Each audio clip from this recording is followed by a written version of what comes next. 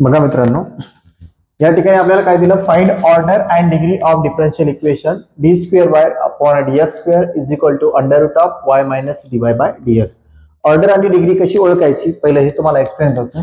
Order आणि degree जर ओळखायची असेल मित्रांनो तर तुम्हाला हायेस्ट ऑर्डर डेरिव्हेटिव्ह तुम्हाला ओळखावा लागतो. हा आहे आपल्याकडे dy by dx. Dy by dx म्हणजे फर्स्ट ऑर्डर झाला आणि d square y by dx square हा झाला आपला सेकंड ऑर्डर.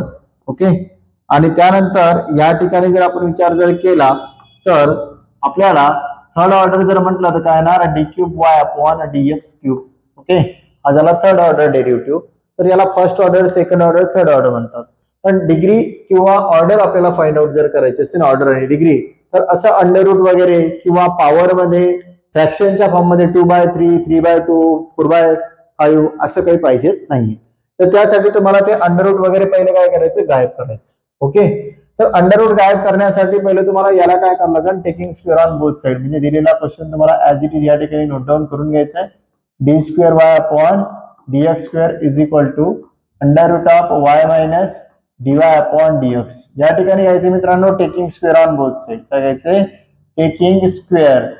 स्क्वेअर का घेतला, कारण की रूट दिला म्हणून. Taking square on both side, दोन्ही साइडचा स्क्वेअर घ्यायचा. म्हणजे इकडे काय येणार, D square Y upon dx square ही जी टर्म आहे त्याचा स्क्वेअर इज इक्वल टू इथे अंडर रूट ऑफ काय दिलं, Y minus DY by DX याचा काय भेटतो मित्रांनो, स्क्वेअर भेटतो.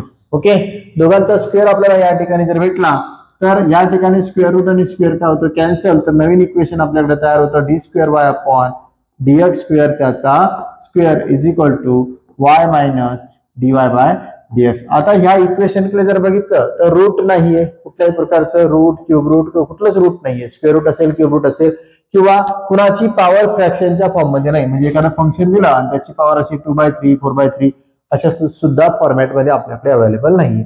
म्हणजे काय झालं, हे झालं. आता आपण याची ऑर्डर आणि डिग्री ठरवू शकतो. ऑर्डर म्हणजे काय आणि डिग्री म्हणजे काय. ऑर्डर म्हणजे किती ऑर्डर डेरिव्हेटिव्ह आहे, तर हायेस्ट ऑर्डर डेरिव्हेटिव्ह आपल्याला या ठिकाणी घ्यायचं आहे. मग therefore the highest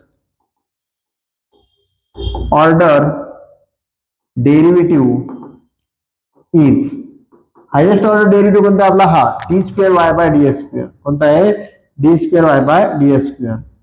D square Y upon dx square. Therefore the order काय काढायला सांगितलं, ऑर्डर. ऑर्डर काय असणार मग, किती ऑर्डर आहे, सेकंड ऑर्डर डेरिव्हेटिव्ह म्हणून काय ऑर्डर आली 2.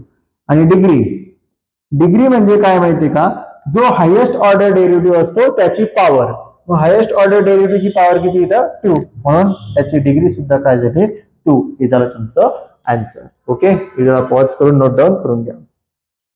नेक्स्ट बघा, पुढचा प्रश्न विचारलेला आहे तुम्हाला, if y is equal to a cos x plus b sin x. If y is equal to a cos x plus b sin x. Okay, then prove that d square y by dx square plus y is equal to 0. हे आपण जे derivative शिकलो होतो का नाही त्याच्यासारखंच आहे. आपण जे डेरिव्हेटिव्ह शिकलो होतो M1 मध्ये त्याच्यासारखंच आहे. बघा, या ठिकाणी आपल्याला दिलेला क्वेश्चन नोट डाऊन करायचा ऍज इट इज सोल्युशन मध्ये. मग क्वेश्चन जर घेतला आपण सोल्युशन मध्ये ऍज इट इज, तर याला किती वेळेस डिफरन्शिएट केलं, 2 वेळेस. मग पहिला डिफरन्शिएट करू आपण. ऑर्बिटरी कॉन्स्टंट ए आणि बी आपल्याला याच्यातलं काय करायचं, गायब करायचं. या ठिकाणी घेणार differentiate with respect to X. वायचा डेरिव्हेटिव्ह काय येणार, डीवाय अपॉन डीएक्स. वायचा डेरिव्हेटिव्ह काय येणार, डीवाय अपॉन डीएक्स. पहिला ए जसाच्या तसा, ए जसाच्या तसा. कॉस एक्सचा डेरिव्हेटिव्ह काय येणार, मायनस साइन एक्स. कॉस एक्सचा डेरिव्हेटिव्ह काय येणार, मायनस साइन एक्स. प्लस बी जसाच्या तसा आणि साइन एक्सचा डेरिव्हेटिव्ह काय येणार आहे, कॉस एक्स. हे झालं एकदा डिफरन्शिएट करणं. ओके, पण आपल्याला डबल डिफरन्शिएट करावं लागणार कारण 2 ऑर्बिटरी कॉन्स्टंट आहे. या ठिकाणी again differentiate with respect to x. मग पुन्हा डीवाय बाय डीएक्स चा डेरिव्हेटिव्ह काय येणार आहे, d square y by dx square. काय येणार, D square Y upon dx square. एकदम सिंपल क्वेश्चन आहे. इज इक्वल टू हा मायनस ए जसाच्या तसा. साइन एक्सचा डेरिव्हेटिव्ह काय येणार होता, कॉस एक्स. प्लस जसाच्या तसा बी ऍज इट इज. आणि कॉस एक्सचा डेरिव्हेटिव्ह काय येणार आहे, मायनस साइन एक्स. कॉस एक्सचा डेरिव्हेटिव्ह काय येणार, मायनस साइन एक्स. आता जर तुम्ही मित्रांनो राईट साइडला जर थोडं विचारात जर घेतलं असेल तर इथे पण मायनस आहे, इथे पण मायनस आहे. दोघांमधला मायनस कॉमन काढला, इथं काय राहणार, ए कॉस एक्स प्लस इथे काय राहणार, बी साइन एक्स मायनस कॉमन काढला तर आणि आपण जर इक्वेशन 1 कडे जर गेलो तर इक्वेशन 1 नुसार a cos x plus b sin x याची काय व्हॅल्यू आहे बाळांनो आपल्याकडे y, त्याची काय व्हॅल्यू आपल्याकडे y म्हणजे d square y upon dx square is equal to हा मायनस ॲज इट इज, आणि याच्या ऐवजी काय घेऊ शकतो आपण y घेऊ शकतो फ्रॉम इक्वेशन 1, कशावरून फ्रॉम 1 वरून. आलं लक्षात. आणि फायनली या मायनस y ला जर आपण इकडे ट्रान्सफर केलं तर d square y upon dx square plus y is equal to काय तयार होणार 0. आणि हेच आपल्याला काय करायचं सांगितलं होतं, प्रूव्ह करायचं सांगितलं होतं, हेन्स प्रूव्ह. ओके, व्हिडिओला पॉज करा आणि नोट डाऊन करून घ्या. ओके, चला बघा त्याच्यानंतर अजून एक क्वेश्चन तुम्हाला दिलेला आहे. Solve dy by dx is equal to e raise to x minus y plus x e raise to minus y. हा reducible to variable separable form वाला क्वेश्चन आहे. तर याला कसं करणार बघा बाळांनो, क्वेश्चन जो दिलेला आहे त्या क्वेश्चनला as it is note down करून घ्यायचं. dy by dx is equal to e raise to x minus y plus x e raise to minus y. आता याच्यामध्ये काय करायचं माहितीये का, आपण एक फॉर्म्युला शिकलेला आहे बघा. कोणता फॉर्म्युला शिकलोय, a raise to m plus n is equal to a raise to m into a raise to n वाला शिकलेत. ओके, त्या फॉर्म्युलानुसार याला सिम्प्लिफाय करायचं आपल्याला. याला जर सिम्प्लिफाय केलं तर बघा हा dy बाय dx जसाच्या तसा असणार आहे. इथं e रेज टू x आणि इंटू e रेज टू काय होणार मायनस y. ओके, जसं हा m आणि प्लस n होता तसं या ठिकाणी हे काय सेपरेट होणार e रेज टू x आणि e raise to minus y plus इथं काय असणार x आणि e raise to minus y. Okay, आता जर मित्रांनो विचार जर केला आपण तर हा dy by dx is equal to या दोघांमध्ये e raise to minus y e raise to minus y common निघतो. इथे कोण राहतो मग e रेज टू x आणि इकडे राहतो x. आलं लक्षात. आता काय करायचं, ह्या dx ला इकडे पाठवा आणि e raise to minus y ला इकडे पाठवा तर काय तयार होणार माहितीये का, हा dy जसाच्या तसा हा e raise to minus y multiply मध्ये इकडे आल्यानंतर कुठे जाणार तो डिवाइड मध्ये जाणार. ओके, इज इक्वल टू हा e raise to x plus x जसाच्या तसा आणि हा डिवाइड मधला dx इकडे आल्यानंतर इंटू मध्ये जाणार. आता मला सांगा बाळांनो, अजून इंडायसिसच्या रूल मध्ये 1 upon a raise to minus m ला आपण a रेज टू m लिहू शकतो. ओके, तसंच आपण या ठिकाणी 1 upon e raise to minus y ला काय लिहू शकतो e रेज टू y आणि हा dy जसाच्या तसा इथे e raise to x plus x जसाच्या तसा आणि इंटू dx. आता हे झाले व्हेरिएबल सेपरेट, म्हणजे y वाल्या टर्म y कडे आल्या आणि x वाल्या टर्म x कडे आल्या. ओके, आता घ्यायचं integrating on both side. Integrating on both side, दोन्ही साइडला इंटिग्रेशन घ्यायचंय.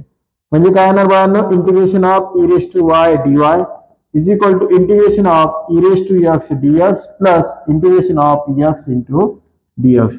आता e रेज टू y चे इंटिग्रेशन आपल्याला माहिती आहे काय, e रेज टू y चे integration e raise to y येणार, e रेज टू x चे इंटिग्रेशन काय येणार e रेज टू x येणार आणि x चे इंटिग्रेशन असणार आहे x स्क्वेअर अपॉन 2 आणि सगळ्यात शेवटी काय घेणार प्लस c. ओके, फॉर्म्युल्यावरून सगळे इंटिग्रेशन वगैरे आपल्याला कळून जातात. ओके, हे झालं आपलं फायनल आन्सर. ओके, लक्षात आलं बाळांनो. व्हिडिओला पॉज करा आणि नोट डाऊन करून घ्या. चला पुढचा क्वेश्चन बघा. यानंतर हा क्वेश्चन दिला आपल्याला एक्झॅक्ट डिफरन्शियल इक्वेशनचा m dx plus n dy च्या फॉर्मॅट मधला.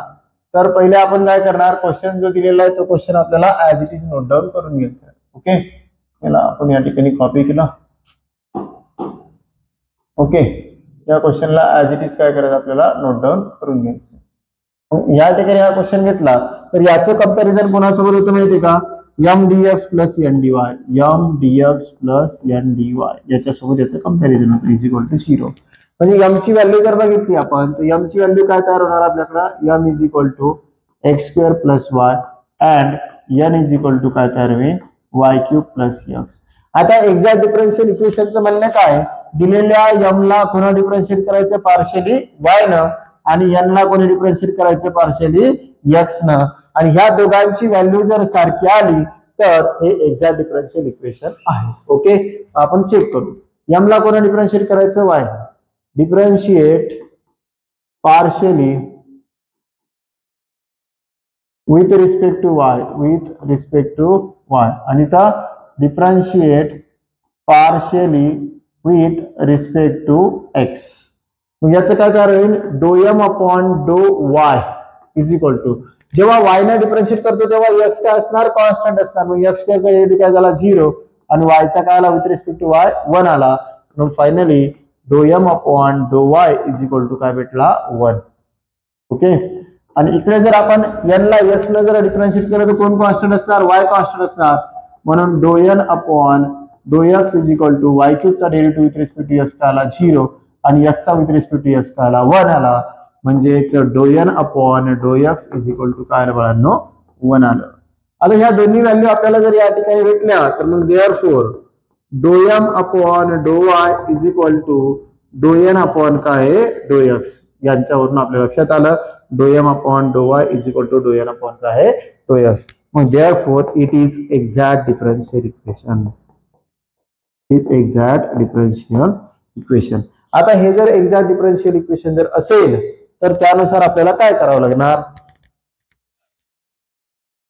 काय करायचं आपल्याला या ठिकाणी.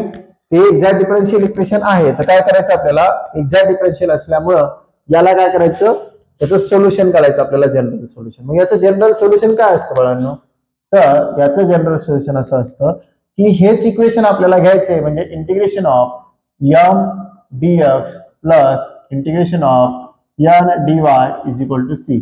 पण इथं लक्षात ठेवायचं ओनली या ठिकाणी काय असणार आहे, x ने इंटिग्रेट करतो y constant, keep y constant, keep y constant. आणि या ठिकाणी काय करायचं, विदाउट x वाल्या टर्म घ्यायच्या. ओके, विदाउट x वाली टर्म घ्यायची का नाही, तर कोणत्या टर्म घ्यायच्या, विदाउट x.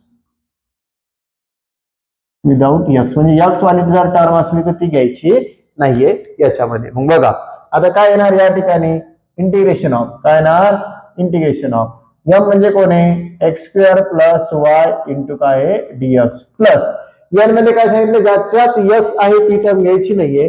मग x वाली टर्म घेणार का नाही, फक्त कोणती टर्म येणार इथं, इंटिग्रेशन ऑफ वाय क्यूब येणार, फक्त कोण येणार, वाय क्यूब. x वाली टर्म येणार का नाही, इंटू काय येणार dy इज इक्वल टू काय येणार c.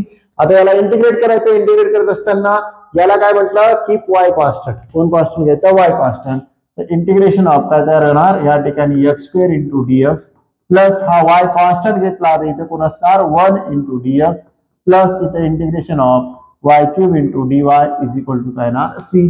एक्स स्क्वेअरचं इंटिग्रेशन जर आपण विचारात घेतलं तर काय येणार बाळांनो, x cube upon 3 plus y जसाच्या तसा आणि 1 चं इंटिग्रेशन काय येणार आहे, एक्स येणार आहे आणि प्लस वाय क्यूबचं इंटिग्रेशन काय येणार, वाय रेस्ट टू पॉवर 4 अपॉन 4 आणि फायनली काय येणार is equal to c. This is our required answer. हे काय झालं आपलं फायनल आन्सर झालं. याला जर तुम्हाला सिम्प्लिफाय करून जर लिहायचं असेल अजून तर 3 आणि 4 गायब करायचं असेल तर करू शकता. इथपर्यंतही सफिशियंट आहे. ओके, हे झालं तुमचं युनिट टेस्टचे क्वेश्चन बँक. थँक्यू. जर तुम्हाला क्वेश्चन बँक वरून फायदा होत असेल तर तुम्ही कोर्स परचेस करू शकता.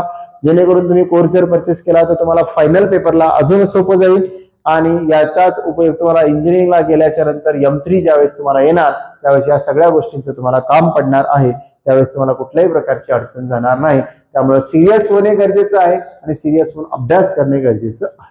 चला, थँक्यू मित्रांनो.